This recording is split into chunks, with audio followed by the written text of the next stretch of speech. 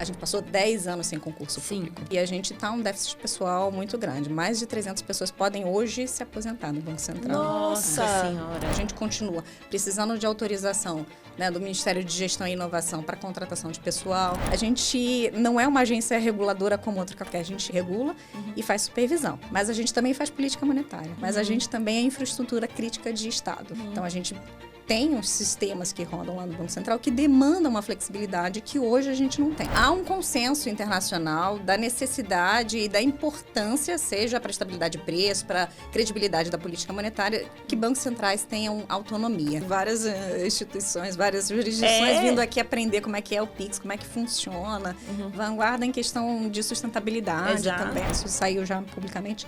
Ele pretende incluir uma emenda deixando claro que o PIX continua gratuito para pessoas físicas, né? Que o PIX seria gerido pelo Banco Central e sendo vedada a sua concessão para qualquer outro ente público ou privado.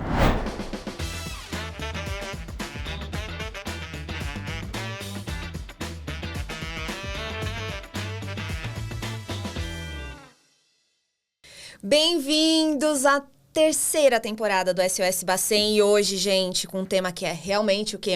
SOS. SOS Bacen. Aqui, ó, o nome foi feito pro episódio de hoje. Exatamente. Gente, agora, sim, sério. Mudou? Tá. Eu vou tentar. Não é pra brincadeira, gente. O tema de hoje é um tema realmente muito, muito importante, que impacta muito o nosso mercado, impacta muito a sociedade de uma forma geral, né? De uma forma contexto Brasil. Acho que nos nossos queridinhos, Pix, Drex e etc., vão ser muito impactados se a gente não tratar esse assunto de hoje, que é a PEC, de autonomia do Banco Central, com a devida importância. Então, a gente pensou muito na forma de trazer esse assunto com a importância que ele tem, da seriedade que ele tem, né, que trata sobre autonomia, enfim.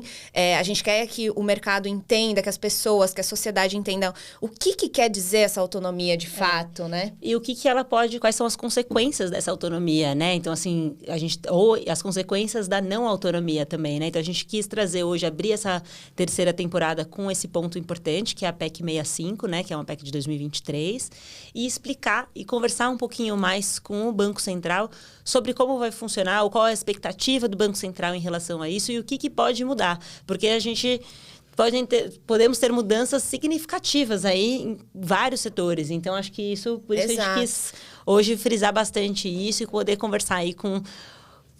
Vou falar com quem a gente vai conversar sobre isso. Com uma convidada super... Não, e além de tudo, ainda é uma convidada, né? A gente adora.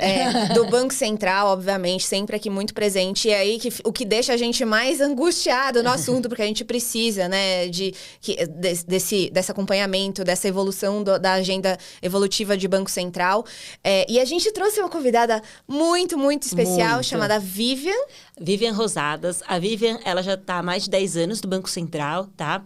A Vivian, ela é auditora hoje no Banco Central. Ela já trabalhou com a supervisão de riscos sociais, ambientais e climáticos e atualmente é presidente da Associação Nacional dos Auditores do Banco Central. Obrigada pelo muito convite. Obrigada. Obrigada. E hoje a gente vai falar sobre a autonomia do Banco Central. Exatamente. Que é algo muito importante. E você sabe que eu tenho uma curiosidade, Vivian.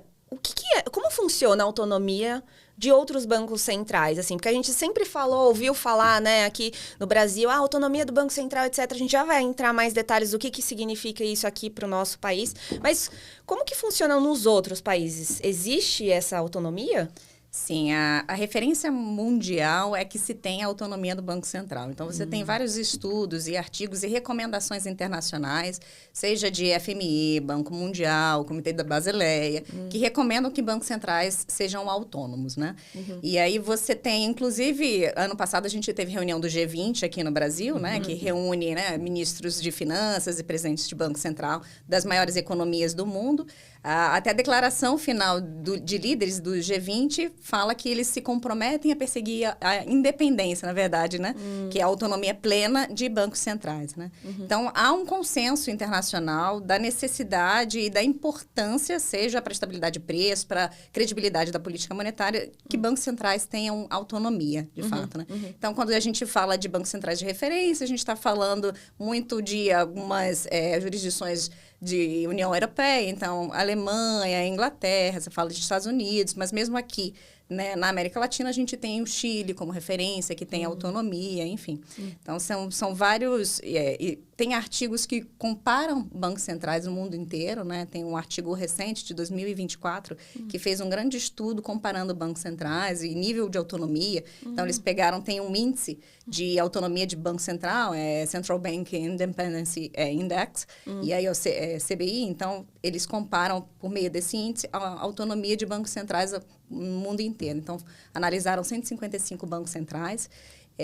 E o Banco Central do Brasil, com relação à autonomia financeira, por exemplo, a gente está em 94 só, né? A gente está do lado de Bangladesh. Então, um Banco Central de um país como o nosso deveria estar muito melhor colocado num ranking desse de bancos centrais do que o que a gente tem hoje, né? Nossa, com certeza. Porque eu acho que hoje o Banco Central do Brasil, ele é, né, notícia no mundo Referência, inteiro. né? Referência. Então, quando chega essa questão, né? Então, em alguns outros índices, a gente está embaixo, é uma coisa que causa estranheza até, né?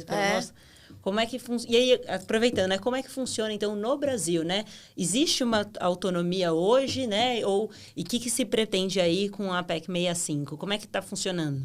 Eu vou trazer um pouco de história, assim. Vou me alongar um pouquinho, mas só para contextualizar. Perfeito. Então, quando o Banco Central surgiu em 1964, ele foi configurado como uma autarquia. E a autarquia, à época, tinha bastante autonomia, né? Então, ele tinha essa Constituição, mas ele tinha boa autonomia orçamentária, tinha um orçamento próprio, que é o orçamento da autoridade monetária. Os servidores eram contratados via CLT. E aí, com o passar dos anos, esse modelo de autarquia foi sendo constrangido e foi perdendo a autonomia que possuía. Então, em 67, você tem um decreto-lei que aí você regulamenta, de fato, o que é uma autarquia, e aí prevê que tem patrimônio próprio, receita própria, enfim. Mas aí você vem com a Constituição de 88, que aí você tem os princípios de unicidade orçamentária, não prevê o orçamento da autoridade monetária, você tem criação do regime jurídico único de servidores, enfim. E aí você vai perdendo a autonomia que as autarquias possuíam. A própria Constituição de 88 tem lá no inciso 192, na época, né, que já foi revogado, previa que um regime de exceção para o Banco Central. Dizia que uma lei complementar ia regulamentar o funcionamento e organização do Banco Central. Só que essa lei complementar nunca foi editada.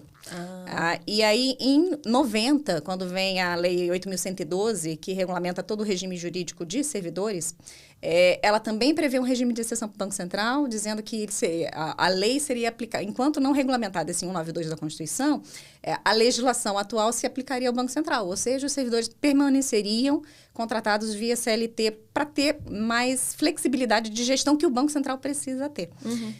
Acontece que depois, em 96, entraram com uma ação de inconstitucionalidade desse artigo, né, da 8.112, e todos os servidores do Banco Central, de uma hora para outra, foram considerados, não, vocês precisam ser migrados para o regime de RJU. Então, vocês viram servidores públicos de fato. E aí teve uma mudança meio traumática lá na casa, enfim. Fato é que a gente perdeu também, então, a autonomia de gestão de contratação de pessoal e regulamentação de jornada de trabalho. Então, ao longo dos anos foi isso, a gente foi perdendo. Teve também, o Banco Central tinha um fundo que era de desenvolvimento institucional, chamava REDBC, né, para desenvolvimento de projetos e tal. Então, esse fundo era só para isso, para desenvolvimento institucional. A gente comprava equipamento de informática, desenvolvia projetos. Então, projetos como PIX, DREX, surgiram muito lá atrás com verbas desses projetos. A gente tinha um comitê, você submetia, né, todo um projetinho, tinha todo um controle, um gerente determinado do projeto, que você tinha os marcos lá que você precisava alcançar, enfim. O TCU veio, eu não me lembro o ano, mas recentemente entendeu que a gente não poderia ter esse fundo de desenvolvimento institucional, a gente perdeu isso também e hoje a gente teve uma queda de 90% de recursos de projetos no Banco Central. Então, assim, a gente se preocupa muito com o que a gente pode entregar de inovação, né, e desenvolvimento da instituição por conta dessa queda brusca de recursos para esse fim, né? Sim. Então, é isso. A gente sofreu, ao longo dos anos, uma redução muito drástica de autonomia, né? Que a Lei Complementar 179 tenta resgatar um pouco, Mas fato é que hoje a gente está muito apertado em termos de orçamentários, em termos de pessoal, enfim. Entendi. Então, o que aconteceu, acho que foi, se não me engano, durante a pandemia, que teve uma discussão de autonomia do Banco Central e teve alguma publicação nesse sentido, então não foi autonomia de fato. Ou não foi geral, não foi amplo o suficiente? Exato. Você tem a Lei Complementar 179 de 2021, né, no meio da pandemia.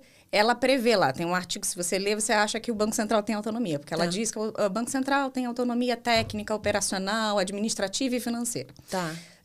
Só que hoje o Banco Central tem apenas a operacional, que é a estabilidade de mandatos de presidente, de casamento com o mandato do presidente da República. Essa previsão de autonomia administrativa e financeira não se concretizou, né? Porque você tem toda uma legislação que gere direito administrativo que as autarquias atraem para si, e essa lei não pegou, digamos assim, com relação à autonomia administrativa e financeira. Então, a gente continua precisando de autorização, né, do Ministério de Gestão e Inovação para contratação de pessoal. A gente passou 10 anos sem concurso público. Né? Nesse período, a gente perdeu 30% do quadro, seja para exoneração para o mercado, mas também aposentadorias, enfim. E a Esplanada perdeu só 1%. Então, a gente tem um descasamento entre Banco Central e Esplanada que não foi considerado quando a gente pediu concurso recentemente. Então, a gente todo ano pede concurso, né? Agora é MGI, mas já foi Ministério do Planejamento. E aí não foi autorizado durante esses 10 anos. Recentemente autorizaram 100 vagas, mas 100 vagas para o banco, 100 vagas para os outros órgãos e outros... Ah, é distribuído, então não é... Não, é 100 vagas para o Banco Central, tá bom, mas tem outras carreiras que não tiveram a queda que a gente teve, que também receberam 100 vagas. Então, a gente vê que não teve uma análise... Proporcional, né? Então, assim, aí entraram desses 100, né, aprovados no concurso, a gente conta hoje com 94 pessoas, algumas já saíram para concursos que remuneram melhor, e a gente está um déficit pessoal muito grande. Mais de 300 pessoas podem hoje se aposentar no Banco Central. Nossa Senhora! Meu Deus, é muita coisa. A gente falou bastante sobre essa parte, né, de apoio até para o Banco Central, para ter essa inclusão de... né, enfim, aumentar o quadro de funcionários, servidores do Banco Central, justamente porque a evolução toda que teve de inovação, PIX, etc., demanda muito, né? E assim, a gente sempre conversou com todos aqui do Banco Central e todos são muito especialistas, com estudos fora do Brasil. Então, tem uma questão de carreira também importante aí. E eu acho que a gente comentou também essa desproporcionalidade de 100 vagas, com certeza não iriam ser suficientes. Para todas as áreas. Né? Porque aí você vai ter uma mudança drástica no Banco Central nos últimos 10 anos, que foi muito o que a gente conversou na primeira temporada. Então, a gente falou muito sobre os 10 anos ali, né, da 12865. E aí, é engraçado que quase todo convidado que via, eu entrei no último concurso, mas você já estava lá 10 anos atrás, você já estava quando tinha. Então, assim, você tem um mercado que aumentou muito, né, que foi muito bom, porque a gente teve aí, né, as IPs, as SCDs, as fintechs de crédito, enfim, em geral, que entraram e aí deixaram... Então, a gente tinha poucos players, agora a gente tem muitos, mas com o mesmo número de funcionários. Então, é uma mudança drástica, né? Em quem é supervisionado, mas na supervisão não teve essa mudança, né? Então, não acompanhou o mesmo número, né? Então, acho que isso é bem... E como você falou também, em relação a PIX, toda a inovação que teve. Então, são muitas coisas diferentes do Banco Central com os mesmos funcionários. Isso é uma coisa impressionante. E o mercado cobra bastante, né? E o próximo projeto? Porque a gente teve tanto sucesso, que foi o que a gente comentou aqui, até choca um pouco a gente estar nessa posição dos bancos centrais mundiais, porque foram muitos casos de sucesso. E aí as pessoas, acho que as empresas ficam mais ansiosas e qual é o próximo passo? Ficam cobrando evolução dos assuntos que já estão em pauta, PIX, Darex, etc. Mas tem muito mais que poderia vir se a gente tivesse, então, essa autonomia. Nossa, que triste, mas ao mesmo tempo que feliz que a gente está com esse assunto de novo e que a gente agora tem uma chance mais concreta das coisas evoluírem. Então, com essa PEC que está em vigor. Acho que até assim, o que muda dessa PEC? Você comentou que a Lei Complementar 179, né, de 21, ela veio para trazer autonomia para o Banco Central, né? Então, se você lê lá, você tem essa questão da autonomia do Banco Central, também financeira e, né, administrativa, e não pegou, né? Não funcionou. Na prática, não aconteceu. E o que agora a PEC 65, que é de 2023, consegue interferir, né? O que ela propõe aí? Qual seria realmente a mudança na prática para o Banco Central? Então, a PEC transforma o regime jurídico do Banco Central, porque isso é necessário para que a gente tenha autonomia de fato mesmo, né? Então, ela transforma o Banco Central de autarquia numa pessoa jurídica de direito privado, mas integrante do setor público financeiro, com todos os poderes, né, de regulação, supervisão, resolução, né, que o Banco Central já hoje tem. Então, a gente muda esse regime jurídico para que a gente consiga, de fato, sair dessa regra de unicidade orçamentária e conseguir gerir o nosso próprio orçamento, pagar, né, nossas despesas com as receitas que o próprio Banco Central já gera. A gente teria autonomia administrativa de fato, então a gente conseguiria contratar os servidores, né, com essa mudança de regime jurídico da instituição, você tem mudança de regime jurídico dos servidores também. Tem previsão de que quem não quiser alterar o regime jurídico e permanecer pode optar por uma carreira congênere, que seria uma carreira com mesmas atribuições, basicamente, nível de classes, enfim, mesma remuneração, você poderia optar. Mas aqueles que resolveram ficar no novo Banco Central, eles passariam a ser regime seletista.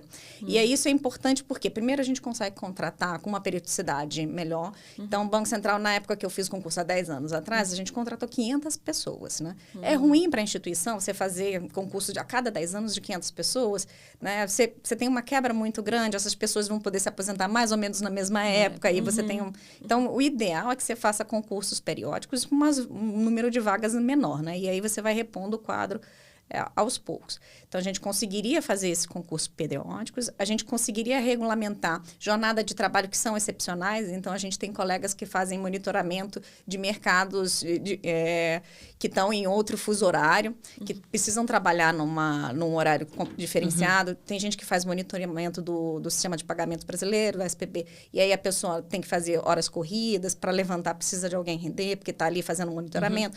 Você tem sobreaviso, então tem gente que faz manutenção dos sistemas aos finais de semana, e hoje a gente não pode trabalhar, hoje a gente não pode ganhar hora extra, a gente não pode trabalhar finais de semana. Então, você tem um engessamento da parte de gestão administrativa que o Banco Central, ele é muito particular, ele é muito diferente das outras instituições. E, às vezes, as pessoas não entendem tão bem isso. Então, a gente não é, às vezes, comparam a gente com autarquias. A gente não é uma agência reguladora como outra qualquer, a gente é como se fosse uma agência reguladora, porque a gente regula e faz supervisão. Mas a gente também faz política monetária. Mas a gente também é infraestrutura crítica de Estado, né? Então, a gente tem os sistemas que rodam lá no Banco Central que demandam uma flexibilidade que hoje a gente não tem. Então, assim, eventualmente, em períodos de crise, a gente precisa ter uma flexibilidade para conseguir gerir a força de trabalho e o orçamento adequado. Então, por exemplo, uma coisa que eu acho que até foi falada quando a PEC surgiu, teve um problema no Centro de Processamento de Dados do Banco Central, teve uma chuva muito forte que estava em risco de afetar lá o centro de processamento. Você imagina um sistema parar, um sistema com o Pix parar por causa de uma chuva que deu, o banco não tinha dinheiro para fazer a reforma ali no teto e solucionar o problema. Foi um Deus nos acuda, um desespero, porque a gente não tinha recurso e você tem todo um engessamento para conseguir atuar num caso especial desse. Então, a gente não pode ficar, um Banco Central como o nosso, né, ficar sujeito a esse tipo de questão. Já teve sede, o Banco Central tem 9 praças, 9 regionais, né? Já teve uma delas que não conseguia pagar a luz. Nossa, então, sim. Tem até uma questão, acho que, de conflito de interesse também, né? Quando não tem essa autonomia, essa independência. Eu vou falar independência. Independência é uma mentira.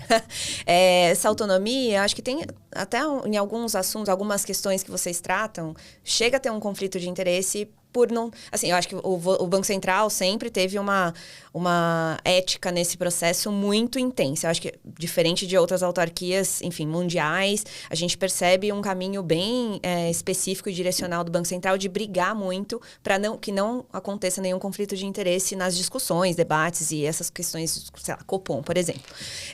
Mas quando você fala da dificuldade de orçamento e tal... Por que existe isso, assim, no final? Por que o Banco Central... Porque, no final, a gente imagina que um valor é destinado para o Banco Central específico para não ter esse tipo de problema. Mas, então... Como ele acontece? Como que acontece na prática? Então, não tem essa destinação de uma forma tão direta para o Banco Central. Muito burocrático. Tem. Então, no orçamento anual, você tem a destinação da dotação lá. Tá. Então, cada órgão, eles definem qual é a dotação. A cada ano, a gente tem perdido o espaço impasse orçamentário. E aí, ao longo do ano, se você tem um resultado fiscal muito ruim, você tem contingenciamento do orçamento para qualquer órgão. E o Banco Central também. Então, às vezes, a gente fica estrangulado porque vem um contingenciamento e a gente não consegue... fica complicado, assim, a gente tem que mandar pessoas embora que são terceirizados. Então, na área de informática tem bastante terceirizado, em algumas áreas mais administrativas. Então, já aconteceu que a gente teve que enxugar, você corta viagens. Então, a supervisão sempre fez muita viagem para poder fiscalizar instituições in loco, né? Instituições menores. Hoje em dia, a gente tem que fazer menos intrusivo, de forma remota. Então, a gente usa muito o sistema que quem é supervisionado do Banco Central conhece bem, que é a APS. Isso, a APS Siscom. Então, a gente faz muito via sistema e diminuiu a intrusividade, porque aí a instituição está declarando, enfim, envia documentação, mas eu acho que não substitui aquela ação de supervisão que não precisa ser em todas as instituições, é pontual, você faz amostral, mas é importante que se faça. Então, a gente não tem recurso para isso, né? Então... E aí, eu não sei nem se é por conta disso, mas houve uma mudança na supervisão recente do Banco Central, e aí eu não sei se é uma questão orçamentária, de que antes você tinha um supervisor, né, específico e tudo mais, e agora, acho que foi desde o começo desse ano, já mudou a forma de supervisão para algo mais geral ali, né? Então, você não tem um supervisor direto, o que eu acho que dificulta, na minha opinião, né? Um pouco essa questão da personalidade, né? Da instituição, do regulado saber quem é o seu supervisor, conseguir ter um canal mais aberto, né? Há hoje uma dificuldade, às vezes, ali, para você conseguir falar, de repente, com o supervisor que não vai conhecer você tão a fundo quanto até outros anos conhecer. Né? Não sei se isso tem a ver também com uma questão orçamentária de poucas pessoas, talvez, para atender o número de regulados muito grande, né? Isso eu estou falando, pelo menos, das IPs, né? É exatamente isso. A gente não tem servidor para dar conta de tantas instituições, né, que a gente tem para supervisionar. Como você falou, né, nos últimos anos a gente teve uma revolução no sistema financeiro. Não só o número de instituições, a complexidade das instituições. Então, a gente precisa, né, de mais gente e gente capacitada para lidar com um modelo de negócio que é completamente novo. Que é muito específico. Para a gente, que mesmo que está acostumado a fazer supervisão, é um modelo de negócio que a gente não conhece. Né? Então, a gente não tem recurso para se capacitar adequadamente. Né? Então, mesmo as pessoas que estão, têm dificuldade de fazer a supervisão das instituições. É muito rápido, é muito dinâmico. Esse mercado de pagamentos em geral é uma coisa assim muito dinâmica. Então, o Banco Central tem que acompanhar da mesma forma, né? Exatamente. Imagina, com um monte de assunto aí, inteligência artificial, um monte de coisa, né, que vai demandar muito do regulador, de todos os reguladores, algum tipo de ação, isso já tem um impacto. Aí tem, acho que na nossa conversa sobre o processo de autorização, já tinha uma fila gigantesca, né? E aí fica nessa expectativa também. Vai aumentar, porque a gente está falando aí nesse ano que vem, entrar ativos virtuais, né? As VASPs. Como é que a gente... Imagina o número de novas instituições. Agora, para o Pix, a partir... Né, já agora, mas a partir do ano que vem, quem entrou, tem que pedir autorização, né? Tem né, as datas e tudo mais. Então, vai ter um monte de gente nova pedindo autorização de funcionamento, né? Então, assim, a gente tem muita coisa que vai acontecer. Então, acho que o número de supervisionados vai aumentar. Tende a aumentar. E se sair, de repente...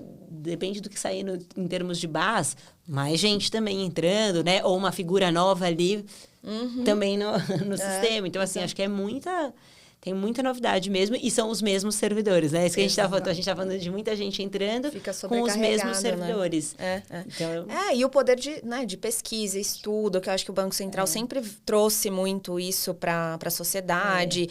As viagens para conseguir ver fora, como funciona, né? Para você trazer os modelos, né? Então, mesmo a questão de inteligência artificial, que a gente vai falar também num próximo episódio. Então, assim, como é importante você ver como está sendo feito lá fora, né? Para a gente ver onde a gente quer se espelhar, qual o modelo, né? Então, você tem que ir em loco. Tem coisas que só em loco funciona, né? Exatamente. A gente sempre fez muita troca com outras jurisdições, outros bancos centrais, e a gente tem sentido dificuldade de fazer isso por conta da restrição de recursos, né?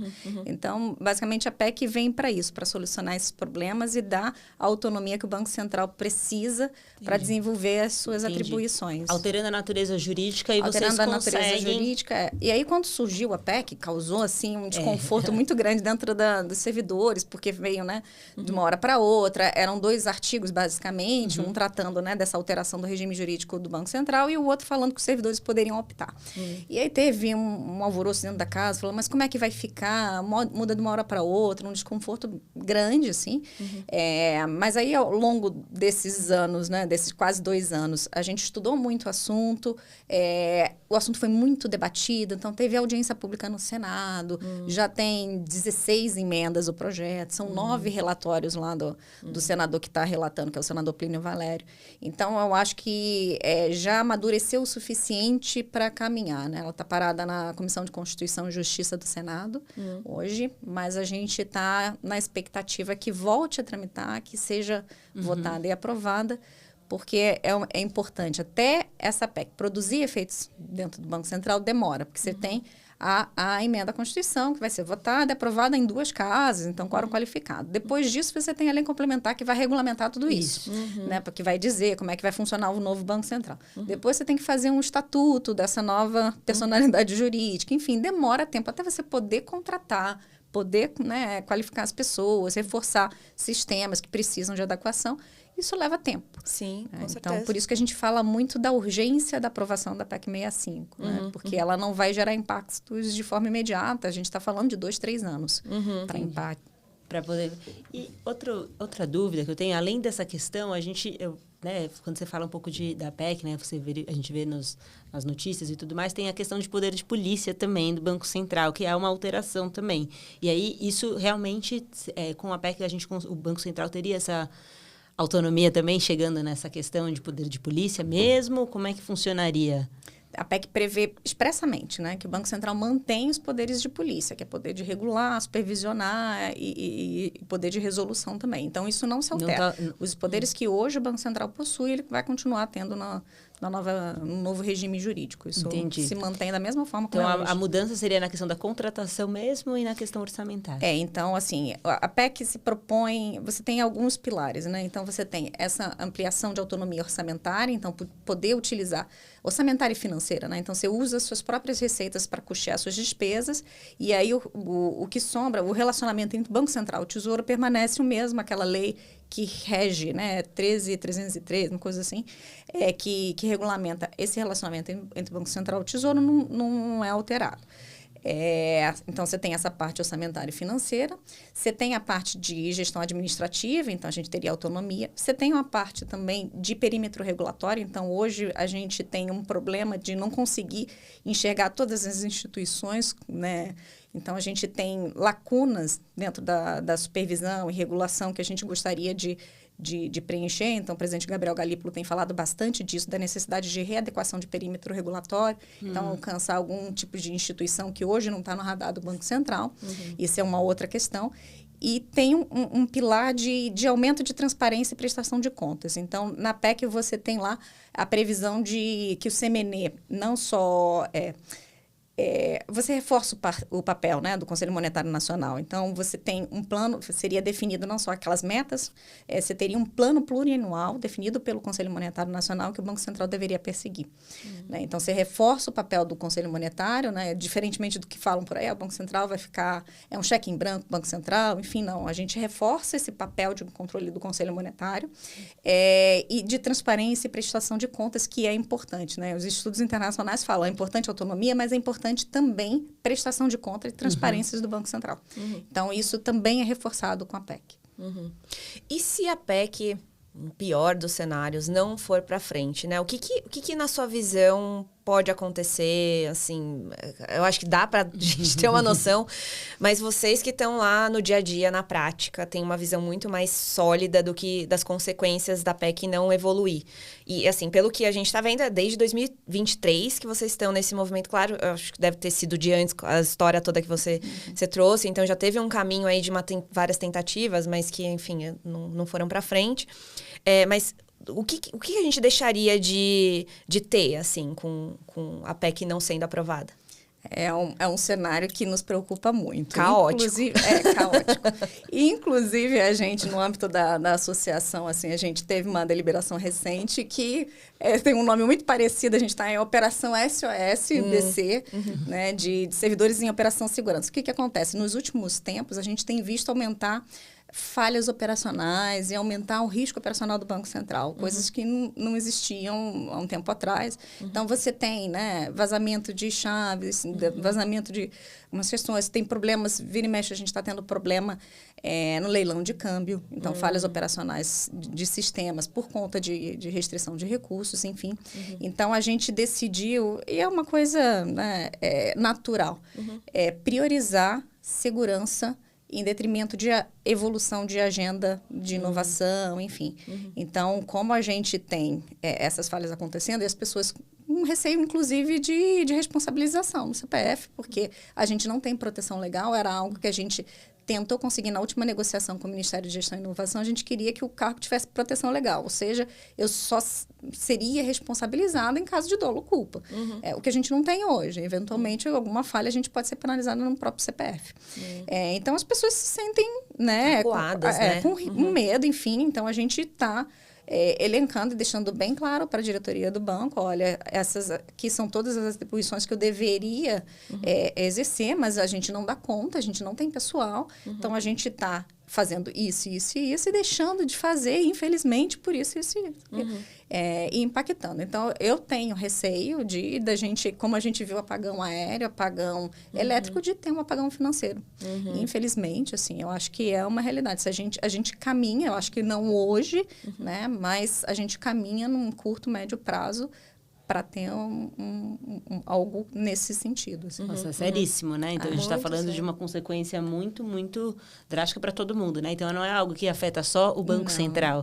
E acho que é isso que, às vezes, né? Você fala assim, mas a autonomia do Banco Central, né? O que de repente, o mercado, né? Não, pode interferir em tudo, né? Então, assim, não só a questão, como você comentou, né? Então, projetos que acabam sendo adiados, né? A gente vê algumas funcionalidades do Pix mesmo, né? Que foram adiadas várias vezes, né? Então, assim, o Pix automático, né? Demorou para sair muito mais do que a gente tinha a previsão. Então, assim, agora, ou você pode ir para coisas mais sérias, como um apagão que vai ser ruim, né? E pegar no bolso de todo mundo aqui, a gente está falando, né? Porque as pessoas têm muita ideia, para que quero autonomia? Para ficar subindo taxa de juros? Porque não entende tudo que o Banco Central faz, né? E acho que é muito importante essa nossa conversa justamente para também movimentar e mobilizar o mercado como um todo para como é importante isso, né? Em vários sentidos, né? Das vantagens que pode ter e das desvantagens que podem ter se essa PEC não for para frente, né? Exato. Acho que isso é uma coisa importante. Eu acho que desde a época, acho que teve um movimento, né? Uma greve importante também, acho que muito mais no sentido de precisamos de pessoal, porque senão a gente não consegue evoluir. Eu acho que o medo do mercado era principalmente, meu Deus, e o Pix? Vai parar o Pix e tal. Então, acho que quando o calo aperta, as coisas se movimentam um pouco. Mas essa visão toda que você trouxe, acho que ninguém nunca pensa, assim, para pensar exatamente de todos esses impactos, inclusive dessa questão pessoal, né? E aí acaba evitando... Você não vai colocar ali o seu CPF, né? Porque você vai vai para a linha mais administrativa do público, né? Das consequências, que a gente sabe que é muito difícil. A gente, como advogadas, a gente sabe como que funciona a parte administrativa legal, enfim. É um processo que ninguém gostaria. E, enfim, então tem N situações ruins, não só essa parte de inovação, de tal. Assim, particularmente, eu acho... Eu fico pensando, gente, que contradição. A gente tem um Pix super evoluído, mas ao mesmo tempo... Desculpa falar sempre o exemplo do Pix, mas para mim é o que mais vem, assim, rápido na questão de evolução e tal, e disrupção. E aí, ao mesmo tempo, você tem o Sisbacen, que você entra e a tela é preta, com as letras verdes. Gente, aquilo é muito... Você tem vários sistemas do Banco Central. Eu nunca consegui... Assim, você vai ter o Siscom, aí você tem o Sisbacen. Você tem vários. Você fala muito assim, difícil. Não, tem o BC Correio, mas você pode receber... Quando a gente vai explicar para um cliente, olha, o Bacen pode falar com você de, 5, 6 formas diferentes, mas por que não tem um... Não... Foi indo para aquela questão do remendo, né? Vai aqui, vai ali. Exato. Não, e é muito difícil, assim. Aí tem lá... eu me lembro, assim, uma época bem, há muito tempo atrás, eu fiz estágio no TRF. E eu fazia, assim, o processo era tudo físico e tal. Eu ficava numerando página, gente. Então, não era um negócio super... Tá denunciando sua idade. Exatamente. E o sistema era esse sistema preto. Tá? E eu lembro que a cartilha de treinamento era muito assim, aperte o F5 para não sei o quê. Para mim, olhar hoje, sabe, em 2025, uma tela assim, é voltar muito no tempo. Assim, a 1900... Mentira, não era 1900 e pouco, mas assim, é voltar muito tempo atrás. E aí para mim que tem essa contradição, sabe? E aí me gera também N outras questões, né? O Banco Central já teve histórico, sei lá, de assalto do Banco Central. Tem até filme. Que tem um cofre especificamente. O Drex vem para tentar diminuir, né? A emissão da moeda ficar, né, de forma digital, ser um pouco tokenizada, coisas mais modernas, exato. E aí, quando a gente vê, putz, se não tiver a PEC, a gente volta no tempo e a gente vai perder gente muito boa. Assim, já teve agora, né, um processo que você falou, mais de 30%, muito por conta de aposentadoria, mas nem tinha pensado essa parte de... Se o concurso, ele acontece e entra todo mundo, obviamente, daqui a um tempo, vai sair essas mesmas pessoas por conta da aposentadoria. Gente, uma história triste, mas a gente precisa mudar isso. E aí, então, a partir, né, agora num cenário feliz, onde a PEC é aprovada, né? E quais são as chances reais, na verdade, que vocês enxergam dessa PEC evoluir, né? Se tem um apoio que vocês precisam, o que a gente precisa para ajudar o Banco Central a evoluir com essa PEC? No meio do ano passado, ela saiu de pauta lá da Comissão de Constituição e Justiça, um pouco porque o governo se sentia desconfortável com alguns pontos específicos, né, da PEC. Então, o senador Jacques Wagner, que é líder do governo, falou, a gente concorda com a autonomia do Banco Central, concorda que vocês tenham uma natureza especial, que os servidores sejam contratados seletistas, mas tem umas questões que a gente queria debater melhor. Antes, a redação transformar o Banco Central em empresa pública, e isso depois foi alterado para atender essa demanda do governo, né? Eu acho que acho que o senador, né, o Vanderlan Cardoso, quem fez a PEC originalmente, pensou em empresa pública que você facilita. Quando você cria uma figura jurídica que já existe, você atrai toda a legislação dela e aí você poderia, no infraconstitucional, excepcionar aquilo que não seria aplicável ao Banco Central. Então, você atrai a lei das estatais e excepcionar. Mas aí isso causou desconforto, então criaram uma figura jurídica nova, né, específica para o Banco Central, que é mais condizente com o que a gente vê no resto do mundo. O Banco Central é um bicho estranho, normalmente a corporação financeira, assim que chama, no resto do mundo, enfim. Então, a PEC traz essa transformação. De lá para cá, então, teve audiência pública, como eu falei, várias emendas que foram apresentadas, então a questão de servidor público ficou mais amarrada, algumas questões desse papel de CMN também foi reforçado.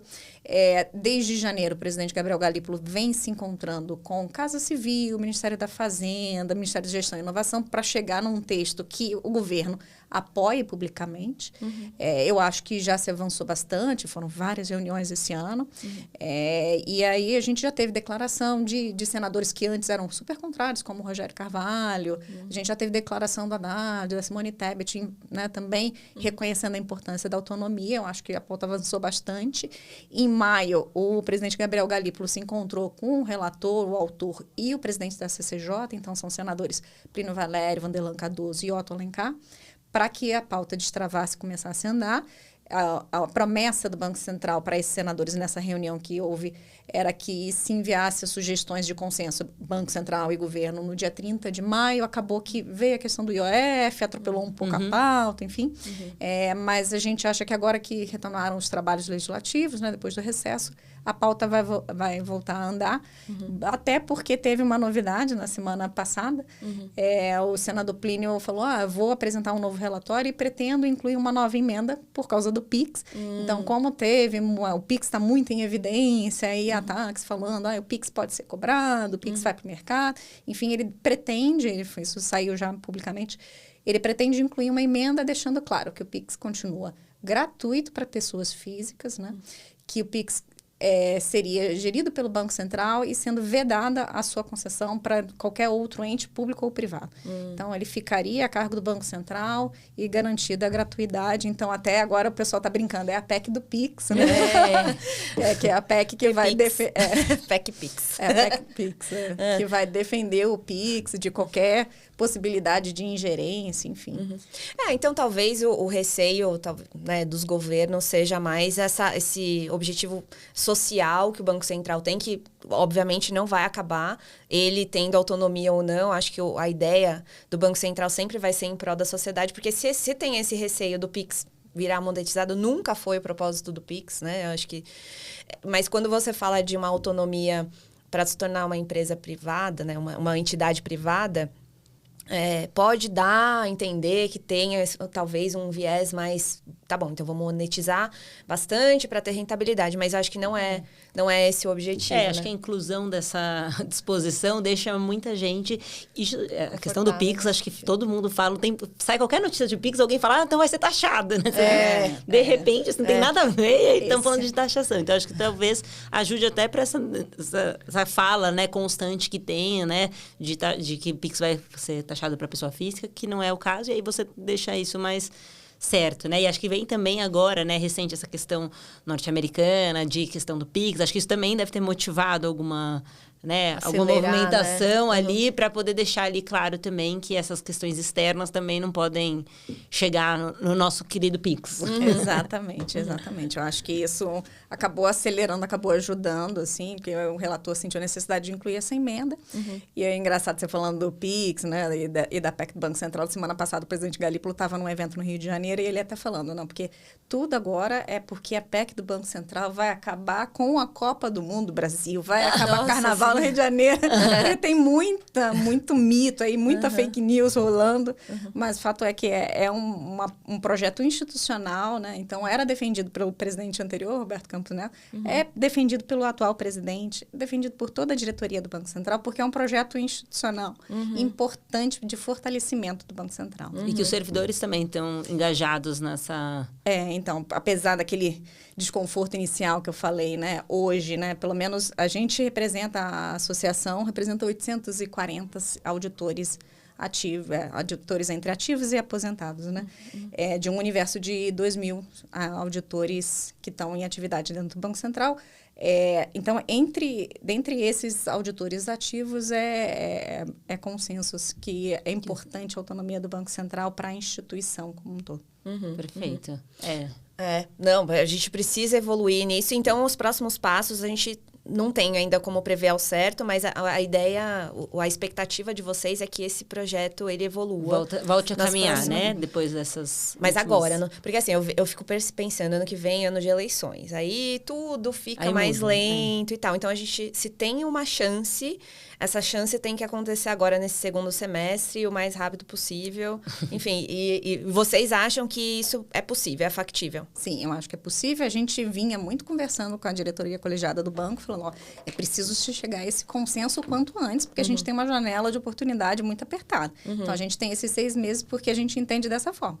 Que no ano que vem é muito complicado, você tem polarização, você tem toda a questão eleitoral envolvida, nenhuma pauta desse tamanho vai ser votada, aprovada, discutida, né? Então, a gente entende que a janela de oportunidade é agora, mas já teve sinalização do relator que vai apresentar um novo relatório para ser votado o quanto antes e aí caminhar. Então, a gente tem como próximos passos. Então, aprovar na Comissão de Constituição e Justiça do Senado, depois vai a plenário do Senado, 2 turnos, quórum qualificado, depois vai para a Câmara dos Deputados, aí são 2 comissões, CCJC e Comissão Especial, para depois plenário da Câmara e, enfim, a gente ter isso aprovado o quanto antes, porque é importante para o Banco Central e importante para o Brasil como um todo, né? Porque a gente está no dia a dia da população. Mesmo que as pessoas não se deem conta, a gente está no dia a dia quando você faz de todo mundo o tempo qualquer inteiro, pagamento, né? Enfim, a gente está... Exatamente. E acho que aqui a gente, do SOS, né? A gente fica muito feliz de conseguir também trazer esse tema que o mercado possa ouvir, né? As pessoas ali também que...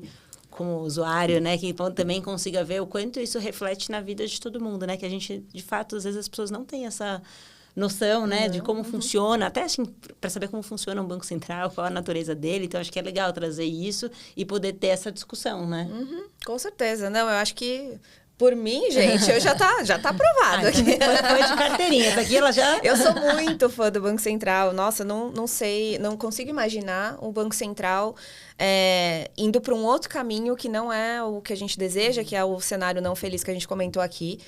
Eu acho que a gente perde muito em vários contextos, enfim. E a gente já sente essa mudança, né? Que a gente está comentando assim, o quanto... dificulta para o mercado, né? Você ter essa diminuição de servidores, você vê os servidores saindo também para o mercado, então pessoas muito boas que acabam indo para outras oportunidades, enfim, faz parte, né? Mas você tem um cenário onde você tem muito essa diminuição, e aí o quanto afeta o andamento, né, de todos os produtos novos, de todas as coisas que estão surgindo aí, que o Banco Central é pioneiro, né? Então, assim, é muito antagônico, né? Essa parte de você ter um Banco Central lá na frente, muito inovador, né, referência mundial, e de repente tem uma seccional que não consegue pagar a conta de luz. Pô, como é que pode, né? A gente é vanguarda em vários assuntos, várias instituições, várias jurisdições vindo aqui aprender como é que é o PIX, como é que funciona. Vanguarda em questão de sustentabilidade também. A nossa regulação de sustentabilidade é mais avançada que a maioria dos países a gente é convidado para falar sobre isso, enfim. É inacreditável a gente... Não, e você tem a vanguarda também na conversa com o mercado, né? Um Banco Central aberto a todas as contribuições que a população pode fazer, ou mesmo, e as instituições. E aí você tem, por outro lado, essa questão que está travando um desenvolvimento ainda maior, né? Imagina como seria se a gente tivesse... Imagina, não conseguiria Ou como seria, não, como vai ser. Vamos mudar as palavras sem poder. Não conseguiria viver sem Banco Central.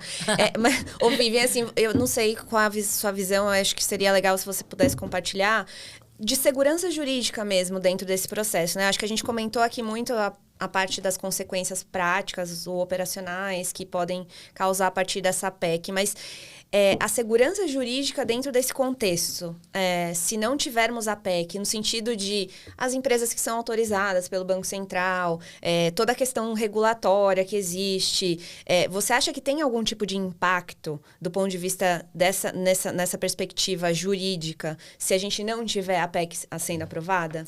A gente tem fragilização na parte de supervisão forte, né? Como eu falei. Então, a gente tem um número de instituições para fiscalizar muito grande. Então, eu acho que sim, a gente cada vez mais tem fragilizado essa questão de conseguir olhar, e aí isso contamina, né? Eventualmente, você pode ter um problema em alguma instituição que a gente não está conseguindo enxergar pelo volume de instituições e complexidade delas, que pode ter um impacto no mercado como um todo, sim.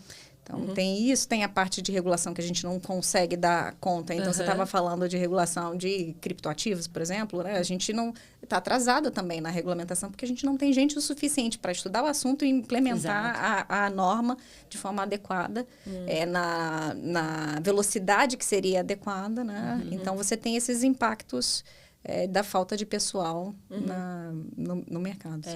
E aí, eu acho que outro impacto que você estava comentando, eu estava pensando nessa questão de fiscalização. Se a gente... Você falou, a gente consegue... A fiscalização não diminui, mas ela fica mais difícil. E aí também traz um ônus para o mercado de que... Para eles vai ter muito mais travado, né? Ou vão ser exigidos muito mais, sei lá, certificações ou auditorias fora. Porque se o Banco Central não está conseguindo fiscalizar, ele vai precisar de alguma coisa que fundamente. Então, assim, fica mais caro se você conseguir, né, comprovar ali que você está cumprindo a fiscalização. Então, vai vir, o ônus fica para a empresa, né? Para ela conseguir, já que o Banco Central não está conseguindo ir como antes em loco para fazer, né, auditoria em todo mundo, né? Fazer uma forma um pouco mais específica, né? Fica mais pesado, né? Porque você fala, já vai no não. Porque... Ou várias instituições vão começar ou a não entrar ou a sair. Porque você não tem... O Banco Central não vai deixar entrar qualquer pessoa. Então, se ele não está conseguindo também, sobe uma régua, né? Ou seja, para investimentos internacionais ou próprios nacionais, se não tem essas... eu acho que eu comentei nessa linha de segurança jurídica para trafegar nesse ambiente... A ideia, inclusive, de financiar e investir mais, colocar mais recurso, é ao contrário, né? Então, acho que a gente perde como país dentro desse contexto, porque a gente não vai ter uma visão estratégica envolvendo aqui, porque a gente não sabe, não vai ter evolução nesse contexto. Então, gente, é muito grave. Mas vai se resolver. Vamos sem dúvida. Exatamente. Não, assim, é claro, acho que o ponto do impacto, né, é que a gente discute pouco, talvez. Então, acho que talvez agora... esse ponto. Acho que teve uma matéria que a Vivian publicou junto no Jota, que já teve, né, recente. Quem quiser, leia, porque vale muito a pena, tem bastante detalhe. Mas eu acho que tem um movimento que é importante da gente trazer para essa discussão. Acho que não tem nem o que discutir se é importante ou não. Acho que está claro que é super importante, a gente tem que evoluir. E acho que agora é o apoio, né, do mercado. A forma de ajuda nesse sentido é o apoio, ou a exposição para poder trazer, né, as pessoas entenderem efetivamente o que está por detrás, né? Exato. E todos os servidores, como você mesmo comentou, estão apoiando o presidente do Banco Central atual, tá? Sim, também... toda a diretoria, então, os servidores ativos. E você tem um desconforto com os servidores aposentados, então o sindicato é contrário, porque tem muito receio do que pode acontecer, mas os servidores aposentados estão garantidos. Eles têm uma insegurança porque estão fora do banco, não entendem a necessidade que a gente tem de ter uma flexibilização ali nessa gestão orçamentária e administrativa. Mas essa possibilidade de você decidir qual caminho você vai seguir, então, para eles, alteraria? Ele poderia... porque quem está aposentado... Não tem como... não muda, né? É um ato jurídico perfeito, você está aposentado, você está fora da instituição, de qualquer forma, né? Mas, assim, para até mitigar esse desconforto, tem lá uma previsão que o Banco Central continuaria pagando os proventos desses aposentados. Da forma como está hoje, né? Entendi. Então, vários dispositivos foram incluídos na proposta. Para mitigar esse para poder diminuir esse desconforto. Então, hoje, assim, a gente acha que a proposta está madura, contempla, assim, a questão dos servidores, tanto ativos como aposentados. É por isso que eu falei, eu acho que ao longo desse processo de quase 2 anos, amadureceu o suficiente para agora poder ser votada e aprovada. A PEC nasceu com 2 artigos, hoje já deve ter... Tem 10. 10 artigos, lá também. 10 artigos. E não só isso, né? Acho que tem toda a questão depois, os documentos que vão fortalecer ainda mais todo o ecossistema do Banco Central. Bom, torcemos muito para que isso aconteça da melhor forma possível para o Brasil. Esperemos que você venha para a gente falar depois, contar da história, como é que ficou. Exato. E a gente quer contar muito a história legal do Banco Central mais para frente. A gente não quer mais vocês tristes. Não, mas eu acho que, imagina, assim, é uma questão pessoal de carreira. Você nem consegue se imaginar indo, né, num investimento pessoal de carreira num lugar onde a gente não tem muita expectativa, né? Acho que essa era a discussão anterior que a gente vinha aqui super no apoio do Banco Central, precisa ter uma evolução, né? Você saber os próximos passos dentro da própria instituição, do próprio banco. E a gente tem uma série de históricos aí de empresas que hoje são público-privadas, né? Que nasceram públicas 100% e hoje tem um mix e se dão muito bem, diferentes daquelas que são 100% públicas, que a gente sabe que tem muita dificuldade, né, de inovação e tal. Tem bancos, assim, que a gente pode comparar aqui, mas não vamos citar os nomes, mas vocês já entenderam quais são os bancos aqui que a gente está falando. Enfim, então tem uma dificuldade, né? Porque, imagina, o governo é um negócio gigantesco. Para administrar tudo é muito difícil, realmente. Então, quanto mais autonomia, na minha visão, para polos e assuntos específicos, eu acho que é mais proveitoso mesmo. Bom, muito bom. Muito obrigada. E agora, Mari? Aquela pergunta, né? Básica. Você faz ou eu faço? Pode fazer, Mari. A gente vai treinar você para você fazer a... Mentira. A pergunta... Não, eu vou fazer do meu jeito. Tá bom. Assim, são 2 formas para a mesma pergunta. Eu falo assim, o que você faz de diferente? O que você faz que ninguém imagina que você faz no seu dia a dia fora do Banco Central, né? Que não tem a ver com o Banco Central. Aquela esquisitice. Ou nas palavras da aquela coisa de esquisito, assim, você fala, nossa, isso é muito esquisito, ninguém nunca imaginaria que, né, a Vivian do dia a dia faria isso. É difícil isso, mas pensando assim, em primeiro lugar, eu roo unha, gente. Ai, meu Deus. Gente, eu sou ansiosa, ainda mais nessa conjuntura aqui de PEC, de autonomia, se vai, se não vai. Então, é uma coisa terrível que eu tenho, mas eu tenho muito de ficar cutucando, assim, enfim. De esquisitice também, eu sou bem desorganizada, assim, então bagunçada, assim, minha casa não é daquelas pessoas bem, mais meu armário. Meu armário tem um toque ali, tem a organização, tem que ser por cor, bonitinho. De loja, aquele que você fala assim, nossa. Não é, assim, mas é a minha organização, assim. Então, é a lógica que eu coloco. Tem a bagunça embaixo, assim, mas eu tenho que estar por cor. Aqui é de frio, aqui é mais social, aqui é de sair. Enfim, tem todo... E eu detesto que mexam no armário. Detesto. Olha só. Então, organizers. Não é uma boa. Ela tem a própria Não organização. sou cliente. Não é uma cliente. Não, mas imagina, gente, aquele sonho daquele guarda-roupa, assim, com as cores todas organizadas, assim, é uma paz, não é? O seu é assim? Não, óbvio que não, tá. né? Você não tem essa... Porque eu não tenho essa paz, então eu queria saber se você tinha também. Não, até tem. Minha irmã vai de tempos em tempos lá na minha casa pra organizar. Ela coloca etiqueta e tal, mas óbvio... Sério? É. Mas não adianta, né? Porque na semana seguinte tá tudo bagunçado. E tá muito bagunçado mesmo. Ai, bom, eu não chego nem aos pés, Vivian. Mas aí, então, você tem... Mas é só o seu. Por exemplo, do seu filho, do seu marido. Aí... Cada um Não, com o seu. Nem entro. Eu, meu filho, nossa senhora, não adianta, né? E você falou, mistura tudo, enfim. Mas eu não sou... É toque só na questão do meu armário. Assim, a casa, quem tem filho pequeno sabe que... Ah, não dá, né? Não dá. Mas você sabe que, olha, com a minha filha pequena, o armário dela é difícil, eu não consigo vencer, mas eu tento muito. O meu eu não tenho essa questão, mas o dela eu gosto tanto de ver aquelas roupinhas, aí eu fico separando certinho. Aí depois fica tudo bagunçado, porque agora ela consegue abrir, aí ela tira assim, tudo na minha cara, assim, tipo, o que você fez no final de semana, eu aqui desfazendo tudo. Maravilhoso. Mas então, você divide por temporada também, por exemplo. É só de frio, que você falou. E lá, nessas temporadas de né, primavera, verão e etc., lá ali você também divide por cor. Sim. Olha! Então... E já tem a roupa especial pra quando sair a PEC ali, já tá ali, ó. Muito bom! Vamos separar a nossa também. Exato, então. exato. A de festa, tá na de festa. E hoje, por um acaso, eu vim na paleta. Exatamente. Muito bom.